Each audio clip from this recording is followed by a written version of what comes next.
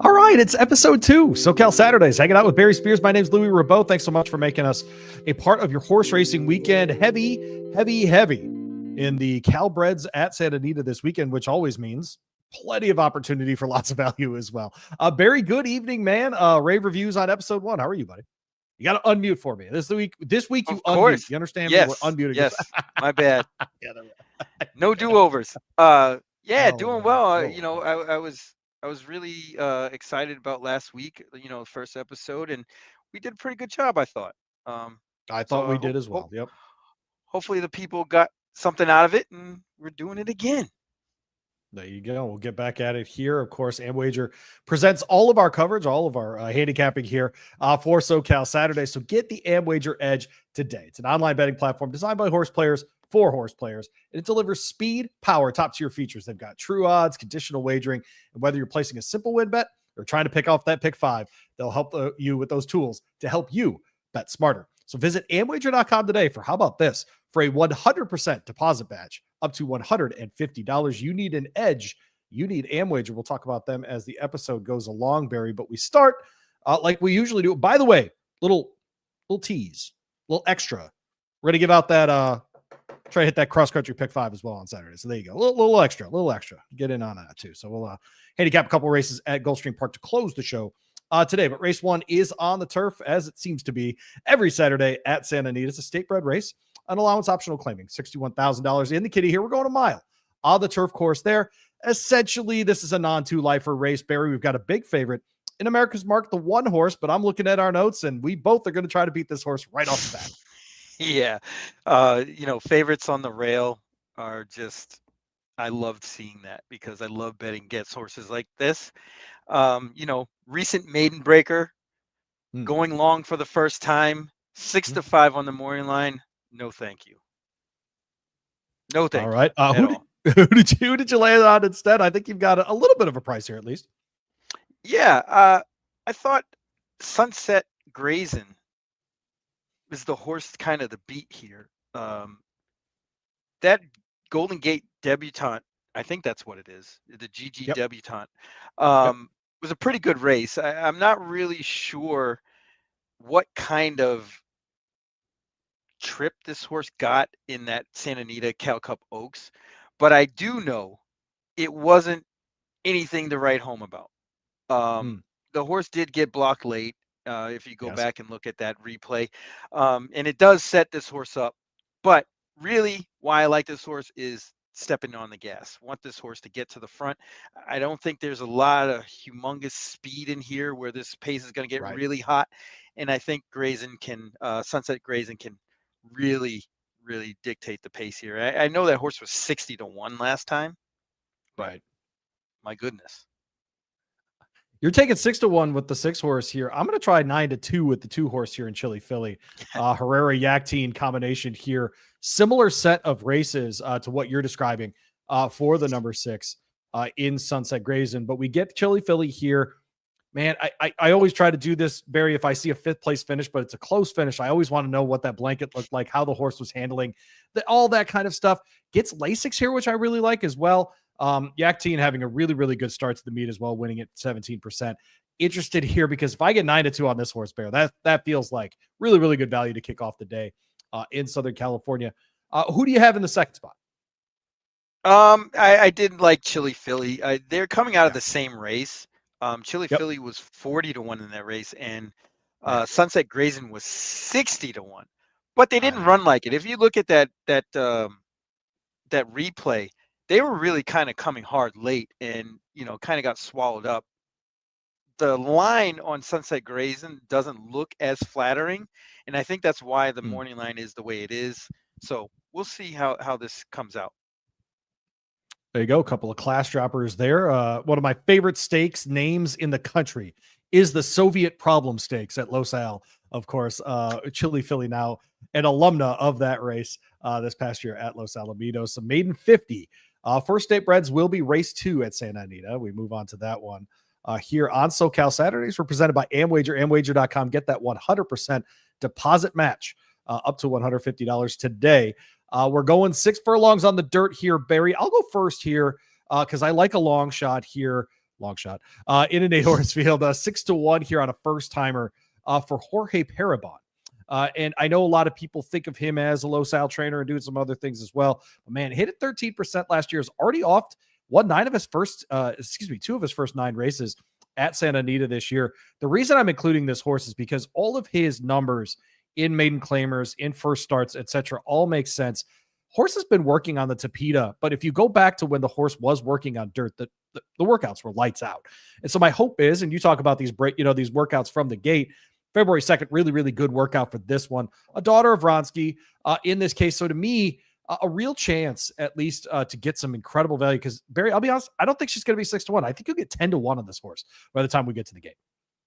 Yeah, that sounds about right.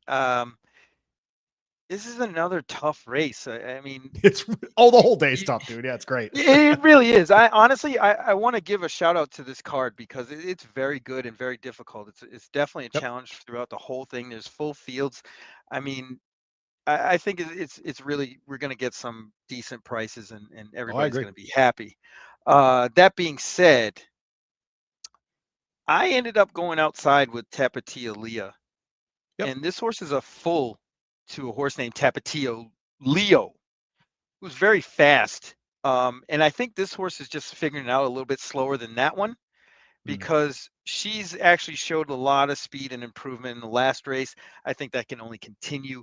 This field isn't anything to write home about. As far as pedigree goes, there really isn't much to go off of. And Tapatio Leah looks like the horse that has the most upside. The only other horse that I would give a little mention to would be the 4 free nomination. But other than that, I'm really not enthused with many of these. I have the 8 in the second spot. I'll mention Buds and Suds, the 2 horse here. Only reason I want to mention this horse is because they have slowly climbed the ranks with this horse, right? So we started in maiden 20 at Santa Anita back in October with this horse once the horse did move to Santa Anita. It has slowly risen in the ranks, running in a maiden 32 last time. And so just an interesting one. I don't know that this horse will ever get over the edge, but if you are playing an exacta trifecta, my goodness, throw the 2 in there because that horse has seems to have figured out it's going to get the same amount of food for running second if it runs first. So there you go. Speaking of Tapatio or Cholula, where does Barry Spears fall? I'm not a hot sauce or spicy food person.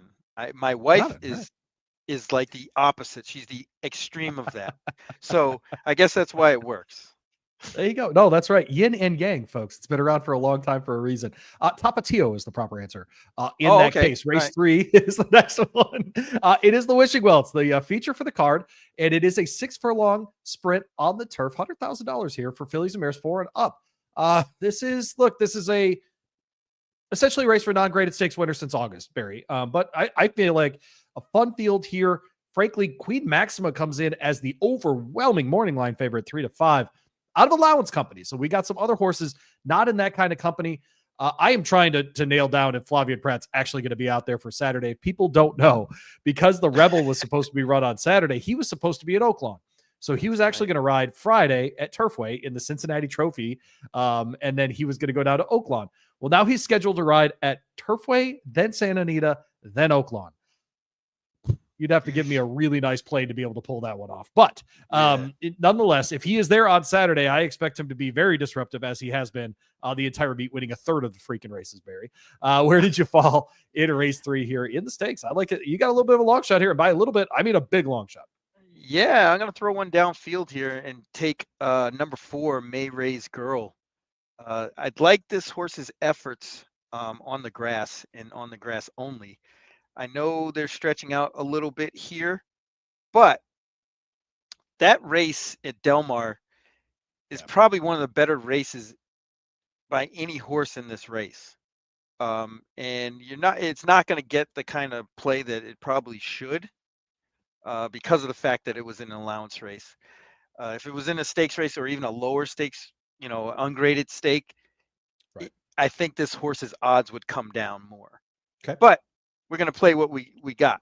And then in the Las Cienegas, this horse really didn't have a shot, was way out wide, and that field was way, way, way tougher than this one. So that being said, we would want to see Edwin Maldonado step on the gas here. I don't really Was think just going there's to ask you, too do you think much they're going to speed. send this horse?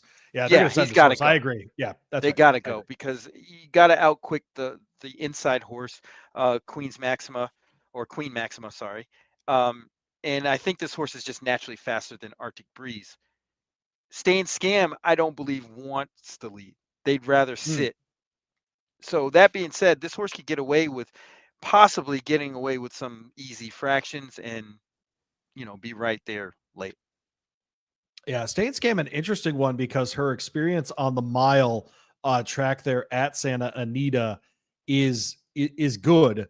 And then she gets into these sprint races and she hits the board, but it just doesn't seem like she gets over the hump in those races. So I laid it on Flavien Prat here with Long, sort of by default here. I think two back in the Senorita, you saw what she really is before that, of course, winning a stakes at this level in a listed sort of stakes. And so for me, they tried this horse in the Breeders' Cup Juvenile a couple of years back. Felt good about her running in 2023 in that level. So if I get that level of horse and I can get Flavien Prat, I'm not going to get 6-1. I understand that. I'm getting 5-2 or whatever it might be by the time we get there. I'll lean there. I just Barry, I have so much trouble finding the way that Stay and Scam wins this race. That's really the most difficult thing for me to try to figure out is how does this horse flip the last 5 races where it's been close but never goes past anybody? Is it a Frankie Dettori? Is it that kind of thing? I actually wonder if Stay and Scam might not try to get the lead in this race. I think there's a chance that horse just gets the lead and goes for it. It has worked only a couple of times, and those are usually in these kinds of sprints.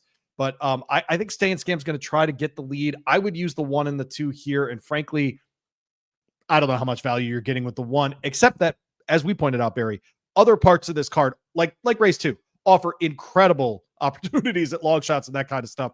And so maybe you can overcome, Flavien Prat, Juan Hernandez on the favorite. I'd feel more comfortable with Stay and Scam getting the lead if they were going a mile. I'm not sure he's quick enough right at the beginning of the race, you know what I mean, to actually get the lead here. I mean, he is quick. Don't get me wrong, but I just think the intent on Mayray's Girl is probably more than what Stay and Scam wants to commit to. Barry Spears, Louie Barry hanging out with you. SoCal Saturdays with our friends at Amwager. Make sure you get in right now. 100 deposit match up to $150. They've got the tools to help you win with everything from a win bet all the way up to those pesky pick sixes that I try not to play, but I do love. I'm not going to lie. I'm one of those guys.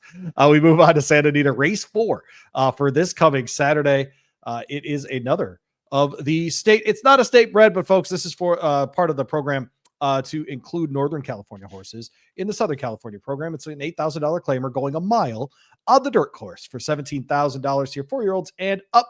Non-winners of a mile do get a little bit of help with some weight. Barry, good luck. Wide open one here. Really, really fun gambling race. Absolutely. And these lower level type races are notorious for this kind of chaos. I mean, this race, they all look the same, other than maybe a 2 that might end up going to the lead, but have at it. I mean, I couldn't talk anybody off anyone in this race, maybe other than the 7.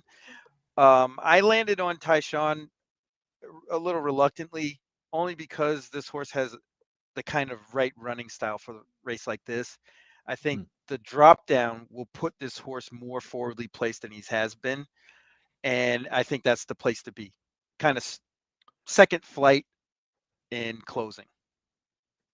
Tayshawn's still running. We saw him as a 3-year-old in the Arkansas Derby. He's now 8 and hit the board 7 of his 9 runs last year. So he's still out there clopping along.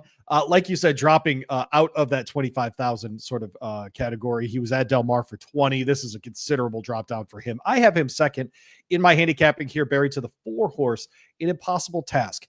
Ran at the $10,000 level last time, but before that did win over this course, over the same conditions at $8,000 before. So I think this horse has a serious shot under Edwin Maldonado, who, by the way, terrific start to the meeting out there at Santa Anita, winning at 19% and peppering the board as well, with 25 times hitting the board in 63 runs. So I do think there's a chance at some some other horses to win here. Would I be stunned at any of them winning? Probably not. But in this case, we'll try to lean on a couple of others.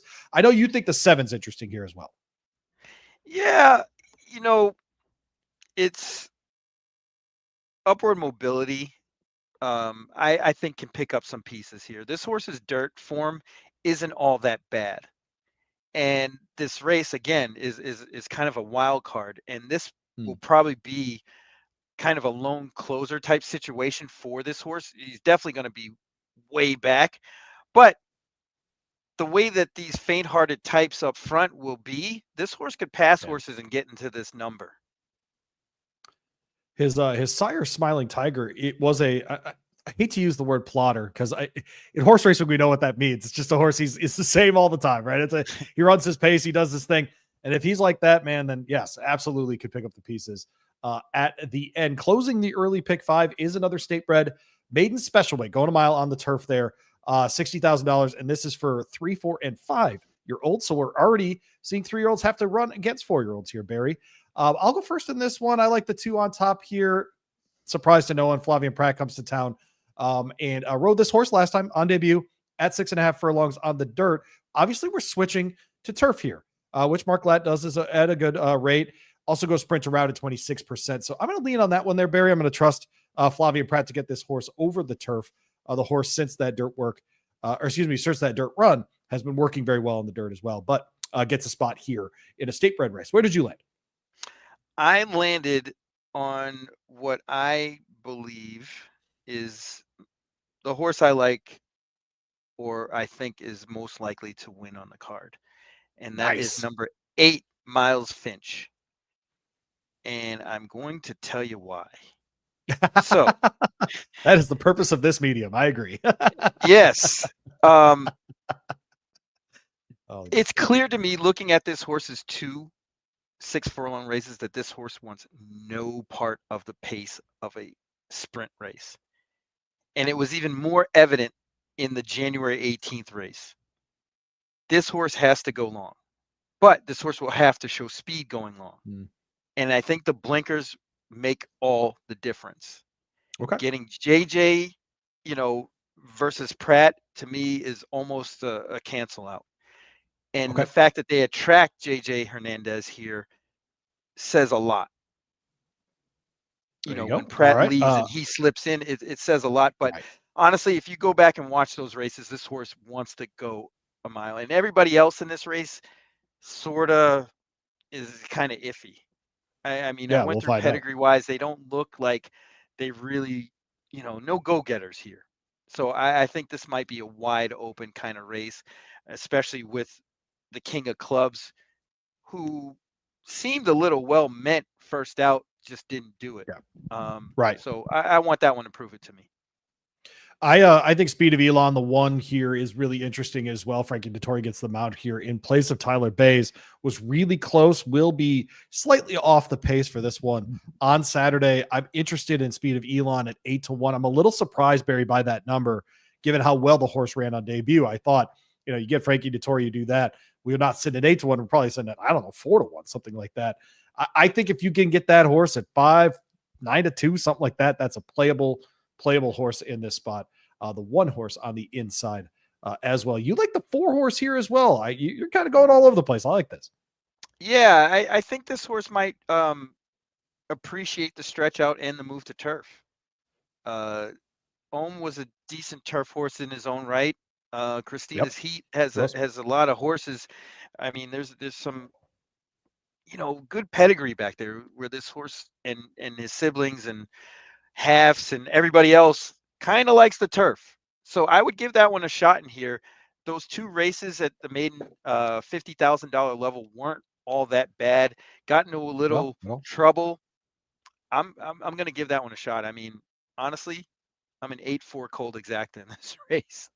Oh, nice. There you go. Love it. All right. 8-4 cold exacta for your guy, Barry Spears. Louie Barry hanging out with him on SoCal Saturdays, of course, presented by our friends at Amwager, amwager.com. Get the predictive true odds and the conditional wagering, the top features from their site, amwager.com, amwager.com, 100% deposit match up to $150.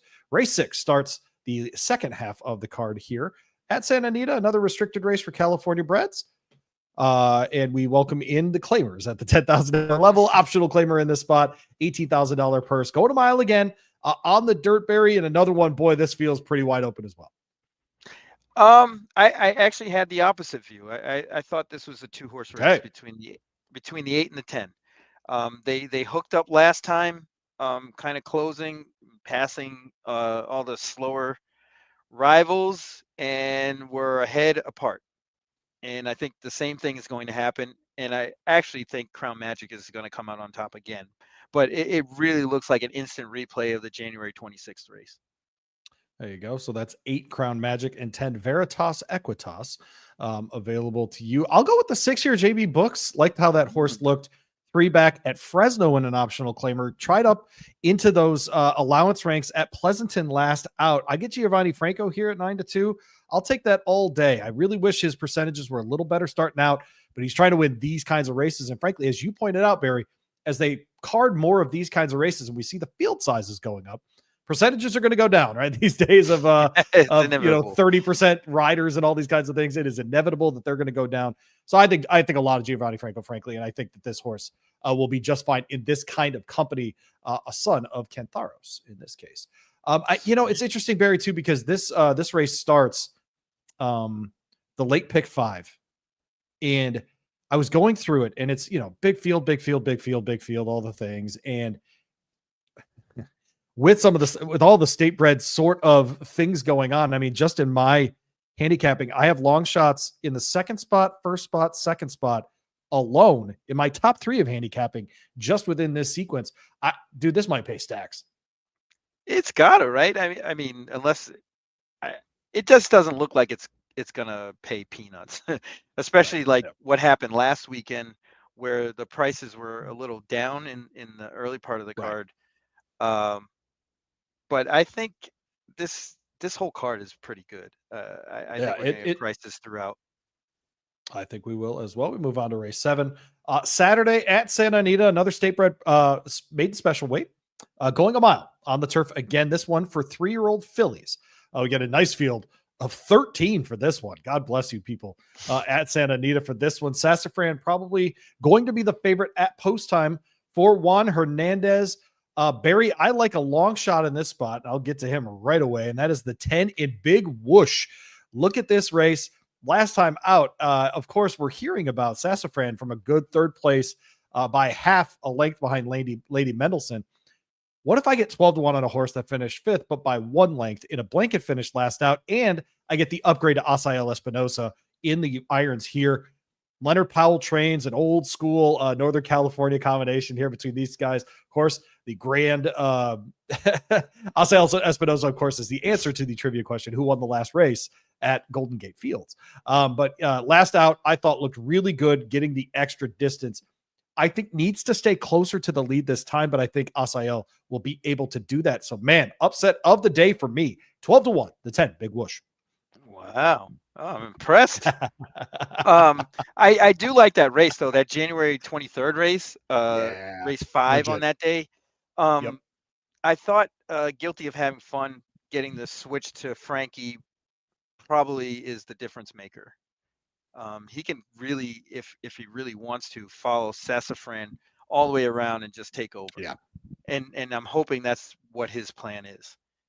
I'm not really too sure how far Sassafran really wants to go. I know last time the horse got Lasix first time and took him a long way, but it was a fairly easy trip and didn't last.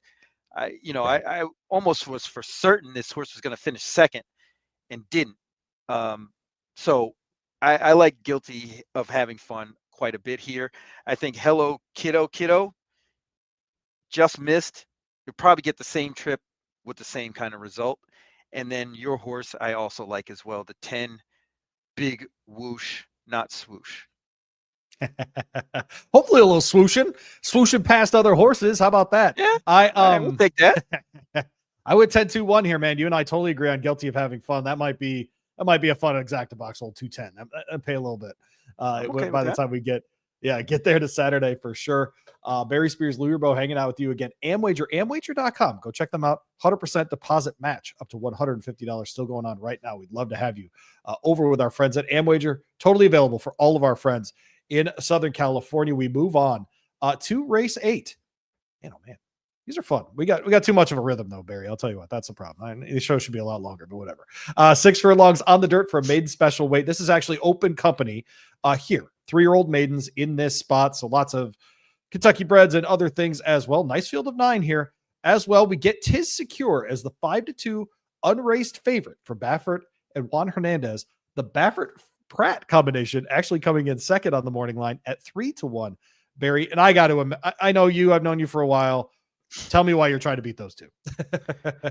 I just think that, if one of the Bafferts was really, really like,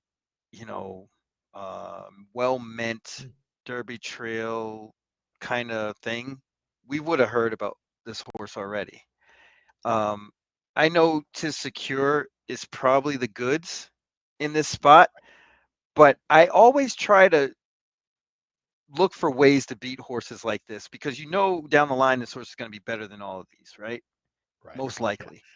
Yeah. But if there's a time you can get them, it's early. And even American Pharoah lost first time out. In fact, I think it was Ohm that beat that horse, correct? But this is the time to do it. And I think Kid Dynasty, the one, has a great opportunity to do so. The horse has some pedigree with some win early types in there. They're not completely precocious, but I think this horse should be able to get it done early. I like the fact that Yakteen has a steady stream of 5 furlong works coming into this. Yep. And to me, that spells a lot of intention. I think this pace is going to be fast. And I don't think Frankie wants to go heads up with anybody. I think he's going to be content, let the horse just get out of the gate and pick his spot. It's clear, at least from what I can see, that this horse can run, which is half the battle in these kind of things. So Kid Dynasty is where I'm landing at 8-1. I don't think this horse is going to be 8-1, but that's where I'm going. I agree with you. I've got him in the second spot behind Voldemort, just because I think I wanted Voldemort on the top. No, I'm just kidding. It's actually based on works as well. With Yakteen, it's interesting, Barry, because I just gave 2 Bafferts and a Yakteen. You can see the Baffert effect on how he times his workouts, how he does those sorts of things, those 5 furlong workouts, add in a 6 furlong kind of thing. We see that a lot. It's almost identical to what Baffert does. Yeah, that's exactly right. So very clear where those come from for sure. Race 9 is the start of the late double there. Of course, a $5 double. Reminder, race 8 starts the late pick 3, 15% takeout, $3 minimum. Really, really great wager, as is the late double for $5. Race 9 is an optional claimer, open company on the downhill turf course. One of my favorite courses in America. Barry, do you have a favorite course in America? No. I love before they screwed it up. The turf racing at Churchill Downs over 1 1/8 miles was awesome. That course, you had enough time to run up to, enough of a run up on the front stretch. Then you had the back stretch to sort it all out. And then of course, a long run in that long stretch. I love those 1 1/8 miles races at Churchill. But man, the downhill turf course might be it. I got to say, I'm probably partial. Everything, it's pretty wild. I'm partial to the downhill because one of my bigger scores I've ever had was Bobby's Kitten in the British Cup Turf Sprint, and that was down the hill. So I got to say that probably is my favorite because I have Bobby's Kitten everywhere in my house. But yeah, so I guess you could say this down the hill is my favorite course. It's way up there. You and I like it also eligible in this spot. We're going down the hill, by the way, to fill this out. Optional claimer here, 61,000 in the kitty here for 4 and up, which have never won, blah, blah, blah, blah, blah, blah, blah. So non-2 lifers essentially at this level. Barry, you and I both think that if Noble Reflection draws in, give him the race. And this might be a spot where you go a little skinnier in the late pick 5. If that horse gets in. If that horse doesn't get in, this is really wide open. I mean, the favorites don't look all that great. A lot of these horses are kind of getting back into this sort of thing going down the hill because they don't card too many races down the hill anymore. And you get those, flat 6 or 6.5, and it's a totally different race. And usually what I do is I disregard all those races completely and just look at the downhill form if they have I it, agree. I agree. Yep. because it's such a niche. I mean, just the way the races are run down the hill and the horses get acclimated to doing that, and if they like it, they repeat it. I mean, what was that horse that Mike Smith rode? I think it was a filly Mm. that won the Breeders' Cup out there. It was just kind of like a 6.5 specialist, but Mm. it'll come to me eventually. But I think, horses that like 6.5 down the hill will always like it. That being Yeah. said, I landed on number 11, Tom Horn. I think this horse has those two grass races were pretty good. And I think going down the hill will make it even better Okay. in a race that doesn't look like it's going to be supersonic pace up front. Yeah. I like that And a lot, actually. having Edwin on this horse Mm. almost guarantees you're going to be in the lead, especially with Right. this horse. And it's a matter of him just, kind of getting a hold of this horse and maybe even possibly slowing him down a little bit. If not, I've seen him do the opposite, where he just goes and Right. runs them off their feet. And that could actually happen in this race as well. So either way they want to play it, I'm good with it. And at 8-1, There you go. it's almost a no-brainer for me. There you go. That is the 11 horse Tom Horn in this spot. I like a slightly longer shot here. Again, mentioning Flavien Prat, but this horse in money makes money. The 4 horse here, 6-1 on the morning line for Mark Glatt, trainer Mark Glatt. This horse ran 3 times last year, never ran worse than second. And that included runs in January, October, and November. A little bit of time off here. Love the layoff angle here, 21%. And 2 back, like you mentioned, Barry. This horse does have the experience on the downhill turf course in a maiden race, finishing only half a length behind Western Avenue, who's also in this race, and should probably get a look. 15-1 on Western Avenue. That's a legit number, yeah? Yeah, it might be. I mean, this is a really tough race. If you take out, like, if the AE doesn't get in, this is a tough race. It can go a lot of different ways, and the chaos coming down the hill can be incredible, where you see those horses dashing down the middle of the track, trying to get there. So it's always fun. It is always fun. We move to the closer. Before we do that, we remind you one last time about our friends at AmWager. Get the AmWager Edge. It's an online betting platform. Look, created by horse players for horse players. They've got speed, power, top tier features. They've got the predictive true odds, conditional wagering. So whether you're placing that win bet or working on a pick 5, they've got the tools you need to bet smarter. So visit them today. Amwager.com, amwager.com today for 100% deposit bonus, match up to $150. You need an edge. You need AmWager today. All right, so let's get to the closer. Nothing to talk about here except that it is the closing race of all of the pick 5s. A mile on the turf here. Open company for fillies and mares 4 and up, which have never won. 21,000 essentially for non-2 lifers in this spot. As well, Barry, I'll let you go first here. I thought an interesting race. I went with a horse sort of closer to the inside with a jockey that I've mentioned a lot of times, but I'll let you go first. Yeah, I got an idea that this race might end up being a little crazy. So I took number 7, Quick Kate, on top. You can throw out that dirt race on January 23rd. It was just a non-factor. There was only 4 horses in the race anyway, and it's just a complete toss. But this horse's grass races are pretty good, and the one off the bench on New Year's Day was excellent. Yep. And getting back to that, and Juan Hernandez probably is the best move here. Seems to be quite a bit of speed for this horse to run into. I think they're going to get a great trip. We're going to go with Quick Kate to the hoop. Quick Kate to the hoop. She's the number 7 horse here in the closing one here. Clubhouse Ride on the sire side of those things. So obviously built for the turf that way. I went to a different long shot with my handicapping for this one, Barry. Included in my handicapping, at least, is the 8 horse Sophisticate. Mike Smith gets the ride here. Ran at a mile and an 1/8 last time. Gets back to a mile here, where the horse has at least had some success. Hit the board in all 3 runs has won at Santa Anita before, like I mentioned, over that mile and an eighth.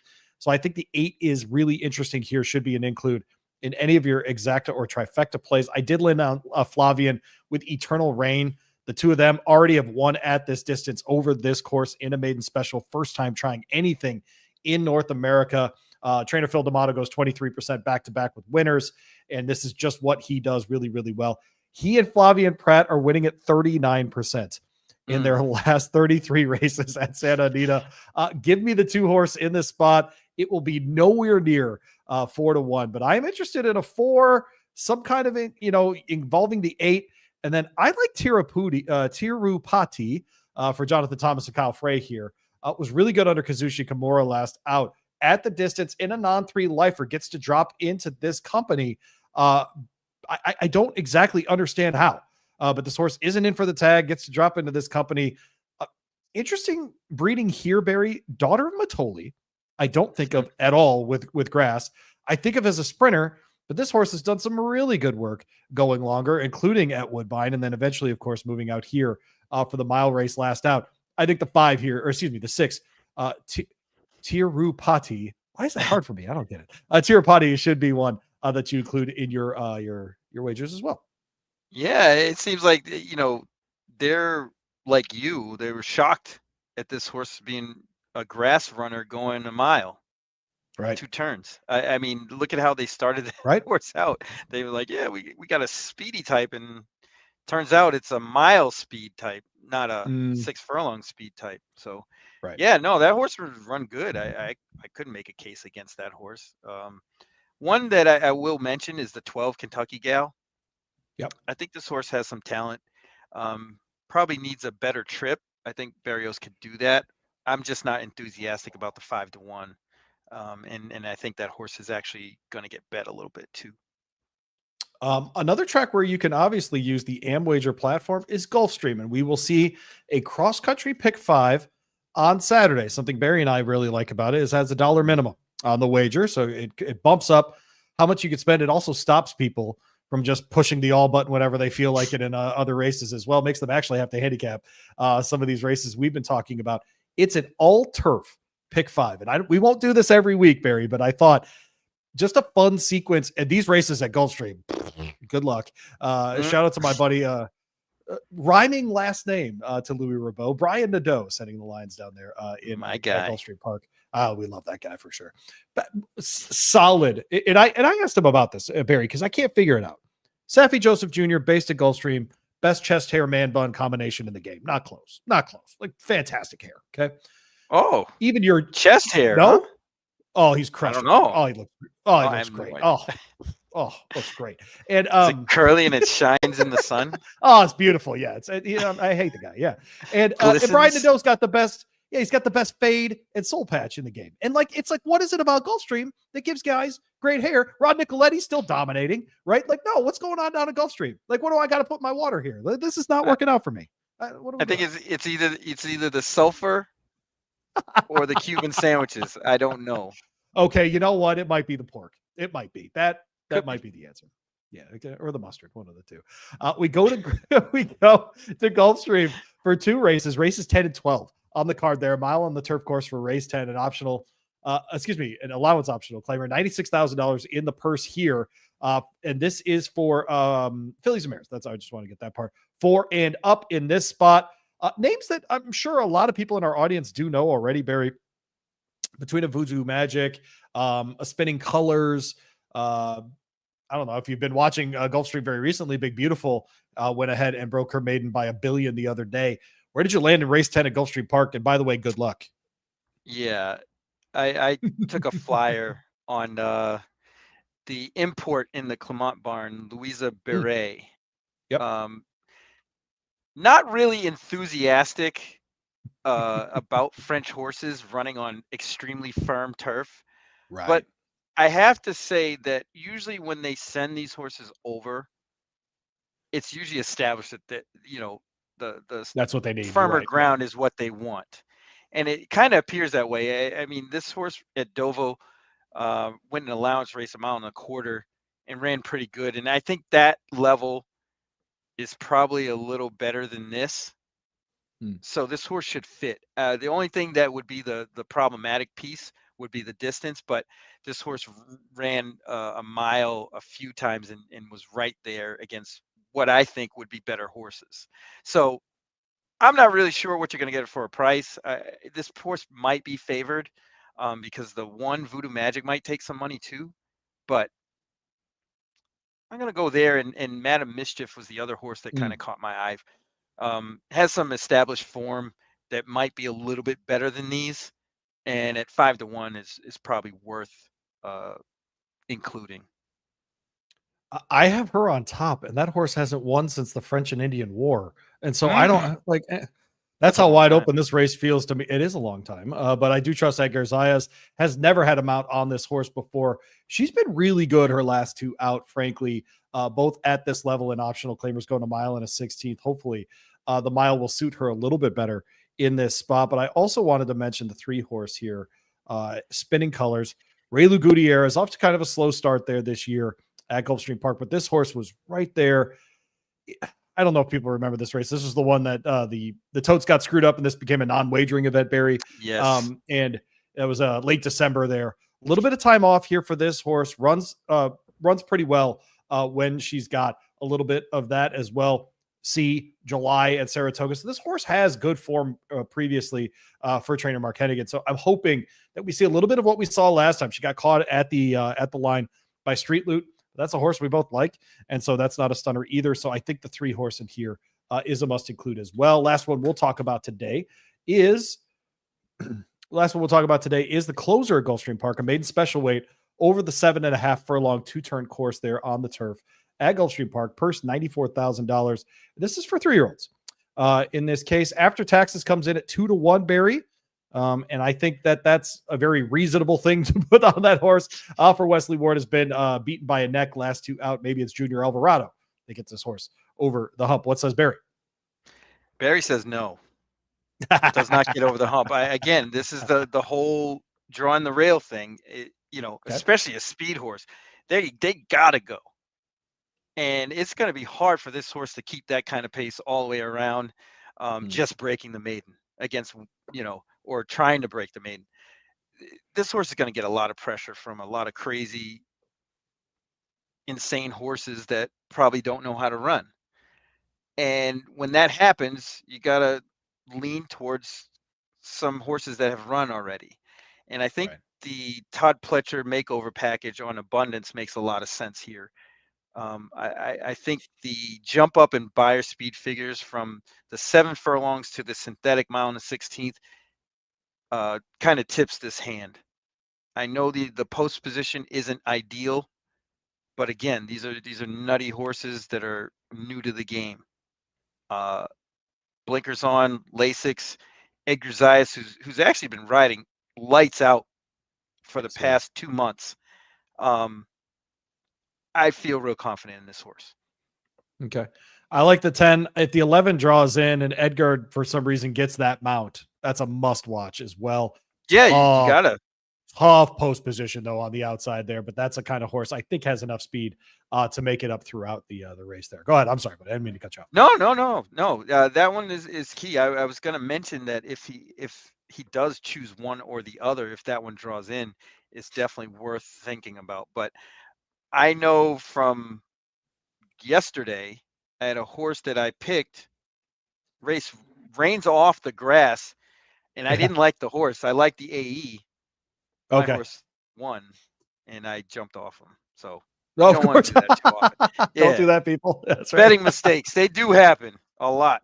Yeah, well, just trust your handicapping, right? I usually I'm pretty good at sticking with my selections. I usually don't waver, but the off the turf got me, and the whole thing went down in flames.